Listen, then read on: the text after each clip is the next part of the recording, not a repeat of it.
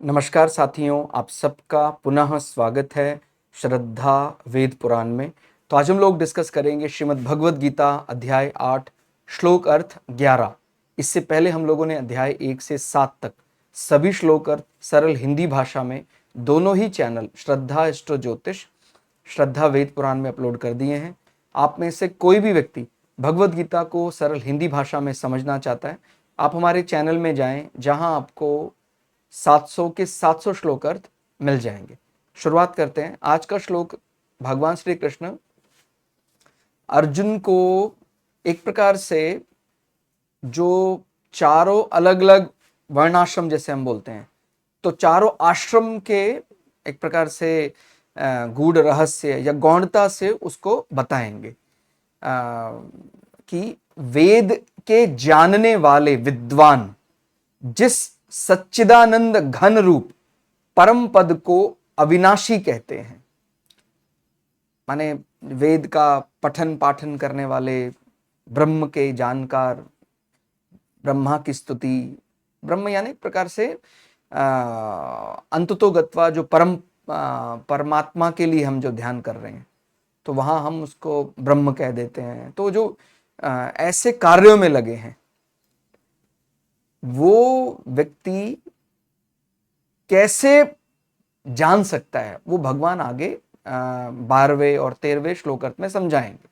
तो भगवान यहाँ मुख्य रूप से 11वां श्लोक अर्थ क्या स्पष्ट कर रहा है कि जो चाहे कोई व्यक्ति शिक्षा पठन पाठन में लगा है, वेदों को पढ़ने पढ़ाने में लगा है, चाहे कोई सन्यासी है, कोई ब्रह्मचारी है, तो कोई वर्णाश्रम के भेद से उसके ईश्वर प्राप्त करने में या ब्रह्म को प्राप्त करने में कोई अंतर नहीं आएगा। वो सबके लिए एक प्रकार से समान ही माना जाएगा। किसी भी वर्ण, किसी भी आश्रम में जो हृदय की शुद्धता है, वो प्रेम है, वो तो सब जगह चाहिए।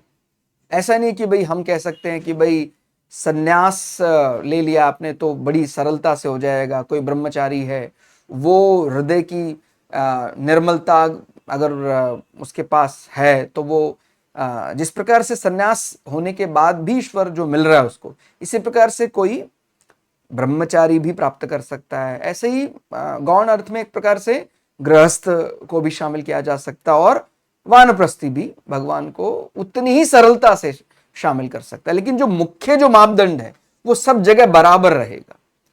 तो वेद के जानने वाले विद्वान, तो बहुत बड़े बड़े कहा जाता है वेद को पढ़ने वाले विद्वान, जिस सच्चिदानंद घन रूप माने वेद पाठी परम पद को अविनाशी कहते हैं।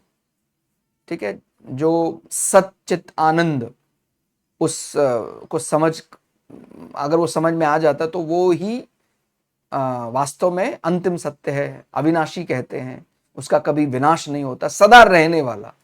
इसी प्रकार से आसक्ति रहित यत्नशील सन्यासी महात्मजन जिसमें प्रवेश करते हैं।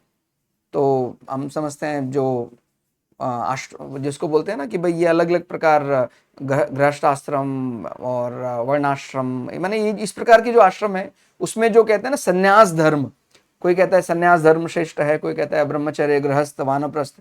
तो भगवान कह रहे हैं कि सब बराबर प्राप्त कर सकते हैं भगवान को। और एक प्रकार से संक्षेप में भगवान ने इनके अंतर समझाने का भी प्रयास किया कि भाई कोई तो ब्रह्मचारी अभी उसने तपस्या शुरू ही की है, और कोई सन्यासी तक पहुंच गया, तो उसके अंदर ये सब लक्षण होने चाहिए, तभी उसको सन्यासी या तभी उसको ब्रह्मचारी कहा जाएगा।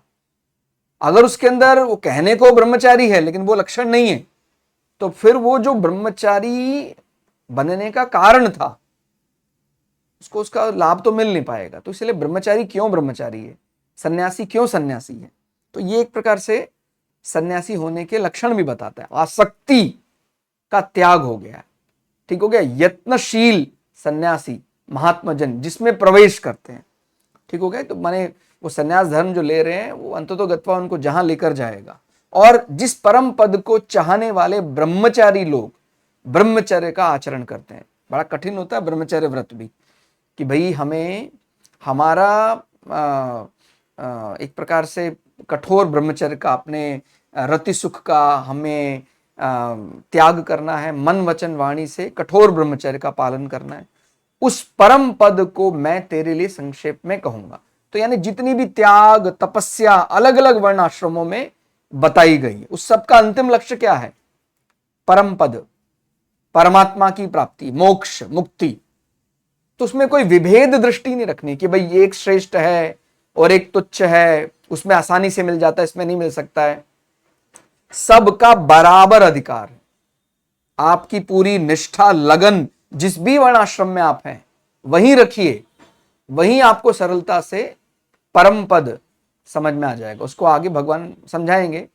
तो 11वां श्लोक अर्थ और अगर थोड़ा सा विस्तार से समझे तो इस श्लोक में गौणता से, एक प्रकार से छुपे रूप से, गुप्त रूप से चारों आश्रमों का वर्णन किया गया है। मुक्ति पर सभी आश्रमों का बराबर अधिकार है। तो ब्रह्मचर्य को और सन्यास को जिस प्रकार से खुले रूप से नाम लेकर यहां बताया गया, और वेदों का पठन पाठन करने वाले लोगों को जो परम पद प्राप्त होता है वही एक प्रकार कोई भी प्राप्त कर सकता है। ठीक हो गया। तो वेदों को जानने वाले पुरुष, जिसको अक्षर निर्गुण निराकार कहते हैं, ठीक है, जिसका कभी भी क्षय नहीं होता है, और वो एक प्रकार बिना गुणों के, बिना किसी आकार के, जिसका कभी नाश नहीं होता है, जो सदा सर्वदा एक रूप रहता है, उसी निर्गुण निराकार तत्व को यहां अक्षर नाम से वर्णन किया गया। जैसे आपने पढ़ा होगा, कई बार बोलते हैं ना भगवान का एक नाम अक्षर भी है। भाई आपको इस प्रकार से भी ले सकते हैं कि भाई अक्षर माने वो अक्षर से परे है। ठीक हो गया। वो कम, जो सदा एक समान रहता है, जिसका कभी भी क्षय नहीं हो सकता है, कमी नहीं हो सकती है, बराबर रहने वाला। और आप ऐसा भी समझ सकते हैं भी संसार में जो भी कुछ शब्द रूप है सब ब्रह्म ही है, उसके अतिरिक्त कुछ है ही नहीं। तो अलग अलग प्रकार से समझ में आता, वो तो बात सत्य है। चाहे भगवान को शब्दों से बयान, कोई भी शब्द है उसके बिना है ही नहीं। कई बार हम, कोई भक्त जैसे भगवान को बोलता है कि भगवान तू इतना पवित्र, इतना विशाल, मैं तेरी आराधना किन शब्दों में करूं। और कोई भक्त कहता है कि भगवान तू तो सर्वज्ञ है, सब जगह तू ही विद्वान है, तो मैं जो भी अक्षर लूंगा, जो भी मैं मेरे मुंह से जो अक्षर निकल रहे हैं, सब में तो तेरा ही नाम आएगा। तो ये दो अलग अलग भक्तों की पराकाष्ठा है। ठीक है। तो हम वैसे तो अक्षर का यहां पर अर्थ कि जो सदा सर्वदा एक समान रहे, जिसका कभी नाश ना हो। लेकिन आप दूसरे परिप्रेक्ष्य में भी कह सकते हैं कि भाई मेरे मुंह से निकलने वाले हर अक्षर तो वही है। ठीक हो गया। तो कि जब हम ईश्वरमय हो जाते हैं तो फिर वहां पर केवल शाब्दिक अर्थ मायने नहीं रखता है, फिर तो जो रूप मिलता है सब अक्षर ब्रह्म ही है, परमात्मा ही है वो। और वास्तव में करना ही पड़ेगा, तभी जाकर हम ये दो का अंतर समाप्त कर पाएंगे और एक समझ में आने लग जाएगा। आगे, जिसके अंतःकरण में राग का अत्यंत अभाव हो गया है, माने वो राग द्वेष से परे हो गया है, जिसका अंतःकरण महान निर्मल है, और जिसके हृदय में सर्वोपरि आदित्य परम तत्व को पाने की उत्कट लगन लगी है, माने वो कुछ हमेशा जी जान से लगा हुआ है, प्रभु मुझे आपको समझना है, आपसे मिलना है। तो ये जब अभिलाषा जाग जाती दिनों रात, फिर तो उसको मिलना ही है। कहते हैं ना, भगवान को मिलने के लिए सबसे बड़ी बात क्या है? भगवान को मिलने के लिए आप उसको मिलने का उत्कट अभिलाषा तो पैदा करें। ऐसी अभिलाषा नहीं है कि भाई अभी आ गई फिर चली गई। हम लगातार उसी के ध्यान में मग्न हैं, उठते हैं, सोते हैं, बातचीत करते हैं, कोई कर्म कर रहे हैं, उसमें भी कोई भी वर्णाश्रम में कभी भी ब्रह्मचर्य में थे तभी भी मेरा लगाव, स्नेह परमात्मा को जानने के लिए उतना ही था, बराबर था। तो ऐसे व्यक्ति को तो मिलना ही है। तो ये सबसे बड़ी शर्त है भाई, ब्रह्म अपने को मिल जाए। सबसे बड़ी शर्त तो ये ना, हम उसके प्रति हमारा प्रेम जागृत हो जाए।